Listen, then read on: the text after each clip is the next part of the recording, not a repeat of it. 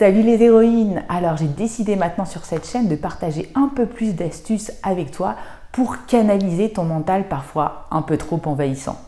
Tu sais que les HP sont des personnes qui ont un super cerveau, qui adorent le nourrir de plein de choses, et à l'inverse, un HP qui est en anorexie mentale, qui ne se nourrit plus, est un HP malheureux. Et je pense que tu sais très bien aussi que chez toi, à cause du fait que tu as des pensées arborescentes qui vont plus vite que la moyenne, que tu fais plus de liens, que tu es toujours en suranalyse, eh bien tu engendres aussi plus de pensées négatives et de rumination. Alors on va voir aujourd'hui dans cette vidéo comment pratiquer non pas un jeûne, mais une diète mentale adaptée pour un cerveau surefficient comme le tien.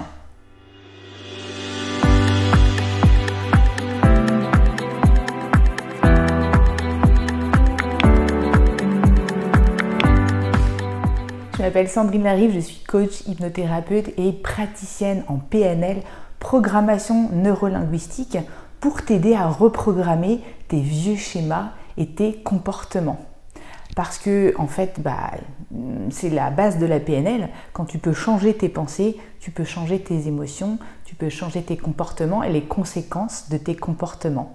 Si tu es intéressé par tout ce que je te dis, n'hésite pas à remplir le questionnaire qui se situe sous la vidéo et je me ferai un plaisir de discuter avec toi de ta problématique. Comme je le disais tout à l'heure, tu as des connexions neuronales plus rapides que la moyenne, donc plus d'informations à ingérer en même temps et plus de pensées. Et parfois, cette quantité d'informations et de pensées est difficile à gérer. Une simple question pour toi peut devenir rapidement une question existentielle où gère dans quelle étagère et ça peut devenir épuisant.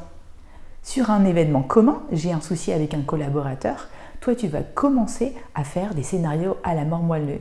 Et s'il me dénonçait au RH? Et si les RH me viraient? Et si je finissais par dormir sous les ponts? Bref, ton cerveau en fait toute une montagne. C'est pour ça que plus que la moyenne, tu dois vraiment faire attention à la qualité de tes pensées. Je me rappelle moi hyper bien quand j'ai commencé mes séances d'hypnose il y a quelques années à ce que m'a dit mon hypnothérapeute. Sandrine, la qualité de tes pensées va déterminer la qualité de ta vie. Si tu sèmes du négatif, tu vas récolter du négatif. Si tu sèmes du positif, tu vas récolter du positif. Et aujourd'hui, ce que je te propose, c'est un concept qui s'appelle le régime mental ou la diète mentale, qui a été largement diffusé par Neville Goddard, qui est notamment un des pontes en termes de loi de la manifestation. Et j'adore cette métaphore de Sadhguru, attention, tenez-vous bien, qui compare diarrhée mentale, donc rumination, pensée négative, à la diarrhée physique. En fait, qu'est-ce qui se passe quand on a une diarrhée physique? Eh bien, on expulse des aliments toxiques de notre corps. Eh bien, c'est la même chose pour une diarrhée mentale, on expulse ce qui est toxique pour notre cerveau. Qu'est-ce que tu fais quand ça se passe au niveau physique? Tu t'arrêtes de manger et tu mets en place un régime plus light les jours d'après. Eh bien là, c'est pareil, on va voir comment reprendre le contrôle de ta navigation mentale, ne plus être en pilote automatique sur des pensées négatives, reprendre le contrôle manuel et commencer à maîtriser les nourritures intellectuelles que tu fais rentrer à l'intérieur de toi. Et maintenant, je vais te donner 6 clés pour faire cette diète mentale. La première, c'est d'observer ton dialogue interne, de devenir cette super exploratrice, te regarder penser, regarder ce qui vient dans ton cerveau. Alors, tu sais qu'on a plusieurs parts en nous qui parlent toute la journée, on se parle plusieurs fois par jour. Des fois, c'est un petit peu comme s'il y avait cette petite voix ange, cette petite voix démon. Il y en a une qui dit « fais ci », l'autre qui dit « fais pas ça ». C'est pour ça aussi des fois qu'on a des conflits internes. Et moi, je te demande de regarder, moi je les appelle les DJ, comment les DJ jouent des playlists dans ta tête. Est-ce que c'est plutôt une couleur de playlist joyeuse ou une couleur de playlist triste? Parce que s'il y a un petit DJ démoniaque dans ta tête qui te joue une playlist, une symphonie triste toute la journée, il y a peu de chances que tu restes dans des vibrations positives. Moi, à un moment donné, je me suis rendu compte qu'à chaque fois que je laissais tomber quelque chose par terre ou que je faisais une toute petite erreur qui arrive à tout le monde, eh bien, il y avait une phrase qui sortait « Ah, mais t'es trop bête !» Imagine ce que tu envoies à ton cerveau avec des phrases comme ça. Est-ce que tu supporterais honnêtement qu'une amie te dise la même chose? Je ne pense pas. Et puis je voulais te dire aussi que pendant longtemps, j'ai pensé à haute voix et j'ai un peu cru que j'étais folle. Enfin, en tout cas, je me disais ça va faire bizarre pour les autres. Et je me suis rendu compte que pour les HP, c'était hyper bénéfique parce que ça permet de ralentir les pensées, ça permet de s'entendre dire et de structurer ses idées. Donc essaye et regarde ce que ça peut changer pour toi. Et puis l'hypnose et l'hypnopraticienne que je suis peuvent vraiment être des diététiciens mentaux pour t'aider à faire de la diète mentale. En fait, on est formé pour observer ce que tu te dis, regarder, entendre. On regarde ton vocabulaire, tous les process que tu utilises et les programmes que tu utilises. Et je peux te dire qu'on peut tout reprogrammer. On regarde tes croyances aidantes, tes croyances limitantes. Et là, on va essayer de mettre un petit grain à moudre dans tes pensées pour pouvoir passer à autre chose et changer de point de vue. Et je peux te dire que tout est reprogrammable. Ce n'est pas parce que tu as eu un programme négatif sur quelque chose toute ta vie que tu ne peux pas avoir soudainement un programme positif. Après ces 2 clés, je vais t'en donner une 3e qui est de savoir ce que tu décides de nourrir.